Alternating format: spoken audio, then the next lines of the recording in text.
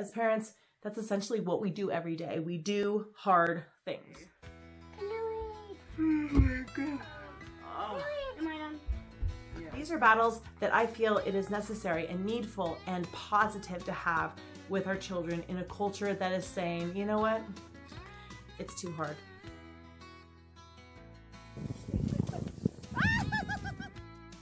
You know, it's not so much that these 5 parenting tips are unpopular, it's that they are exceedingly difficult. Let's get into it. I'm Danielle. This is my channel. Welcome. And we talk here about everything mom related. The first unpopular tip or unpopular opinion is you need to make your children play outside. What? Make them play outside? Yeah. Children naturally spend a ton of time indoors. Just my experience with getting myself outside, I know it is beneficial for my kids. And not just the physical benefits, but the mental benefits, even for children. Children are happier, children get more tired, are readier to go to bed. They eat more hearty when they have expended the amount of energy that is required with playing vigorously outdoors. So it's not that I lock all the doors and say, okay, guys, here's your water. You can come back in 2 hours. No. However, I do employ some little tactics. One being, if you do come in, I do have some chores for you. The other thing that keeps children playing outdoors is when their mom is with them or their dad. They love to have their parents outdoors with them. So I will go out and kick around a soccer ball. Sometimes we will throw a frisbee. Often I will just go and find a sunny spot and sit and read a book and be out there with them because I know what is beneficial for them is also beneficial for me. But sometimes I'm just inside trying to get some stuff done. 2, unpopular tip. Get rid of devices. I mean, honestly, guys, I know devices are easier. I know it. But it has become ridiculous. Maybe I'm just really, really old school, but I cannot wrap my head around a culture that will have so much external stimulus and then still allow added stimulus. I recognize that it is difficult.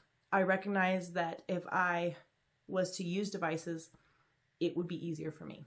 I would probably get more done, but I would also feel like I've compromised something enormous for my children. Now, everyone has to go their own way and do their own thing.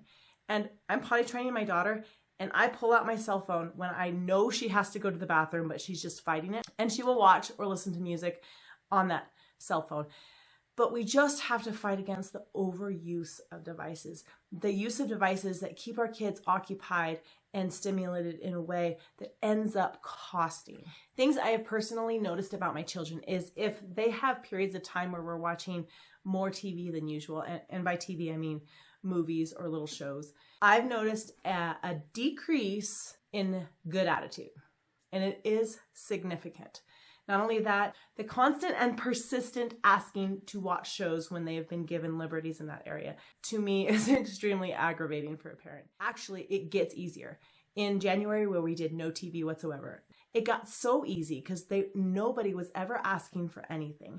And we were playing more games together, we were reading more books together, and it was just a really lovely time. So that leads me right into tip 3, and that is let your kids experience boredom. Now that sounds funny because actually boredom is like a bad word in our house. Kids know if they say, "Mom, I'm bored, I have nothing to do," I have something for them to do.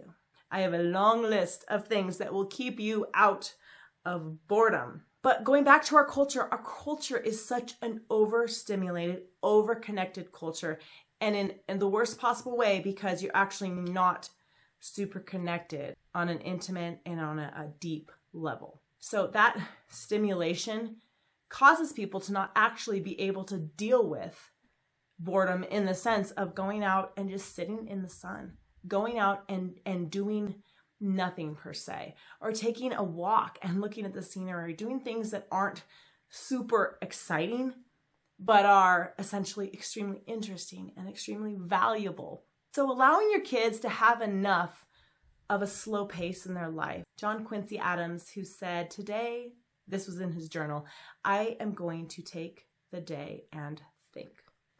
And number 4, teach your children the skill of hard work.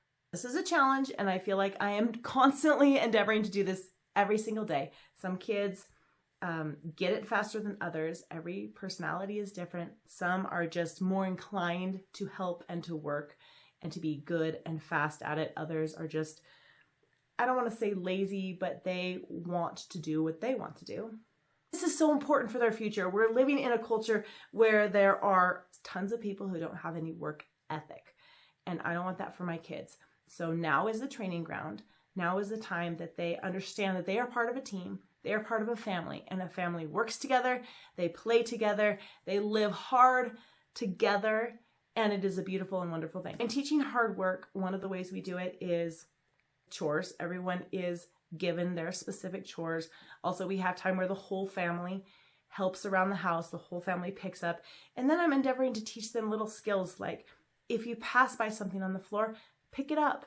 If you see something that needs doing, do it. And I'm not saying they like it or that they're good at it right now, but everyday habits reflect what we place value on.